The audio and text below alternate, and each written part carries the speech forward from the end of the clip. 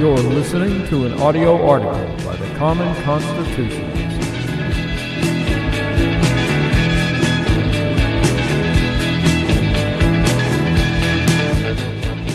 Today's article is entitled, "We Could Learn from Trump's Dealing with the Marxist Four." Everyone is talking about what a bully Donald Trump is to the poor female congresspeople of color. Oh, the hand-wringing by the left and the spineless establishment right. I can still hear the echoes of the tisk-tisk of utter disappointment and disapproval from the likes of Alisyn, Camerota, and Chris Cuomo at CNN as the sophomoric left opines about civility and restraint. They never practice it, they just preach about it to us. There they were, four patriotic American congresswomen, just minding their own business, talking about normal stuff that Americans talk about. You know, like how border agents are monsters who torture innocent migrants by making them sleep in cages and drinking out of toilets. And generally how crappy America is and how poorly people of color, especially women, are treated. And they would sure know, all four, AOC, Omar, Tlaib, and Presley, being of color, and all four, being oh so oppressed and all, only managed to make it to the third highest elected office in the entire nation.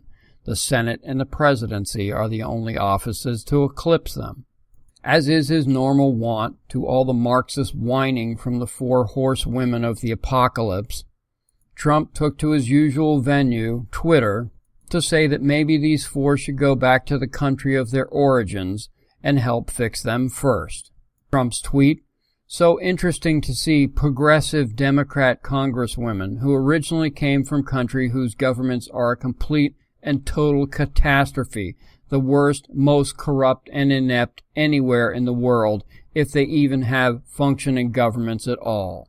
Now everyone from the Leftist Media to never-Trumpers is pointing out in their own self-important and typically superior way that other than Omar, the rest were born here, like that's some sort of gotcha to the president.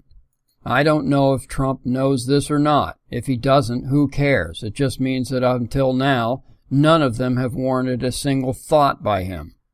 And it wouldn't be at all surprising, considering the way they all act toward this country and our people, our institutions and values.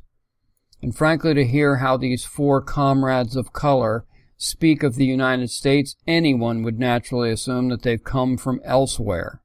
But the radical leftists at the Daily Beast weren't amused by Trump's tweet. Quote, "Other journalists and politicians, however, slammed the president for essentially telling a black woman to go back to Africa," unquote, writes the Beast. And there it is, just as it is always with the left. Never any substance. The Democrat Party and the leftist media are all like some sort of Henny Youngman transformer, which when challenged utilize the famous but predictable one-liner attack on the president and conservatives. Racist, or bigot, or homophobe, or misogynist, etc. It really is all they have. Now, despite Trump's sometimes possibly misinformed and caustic behavior, he's right. Omar, in particular, clearly hates the United States, and Trump takes this personally, as more of us should. Trump's love of America has never been in doubt, and at a time when so many on the left appear to honestly despise America, I can see how he is just becoming fed up with the whole lot of them. And no, that's not racist. By them, I mean the entire Marxist Democrat Party and their fawning worshippers in the media. Maybe it is time to just take the gloves off entirely, change the rules of engagement, and there's no better suited for this task than President Trump. Thank you for listening.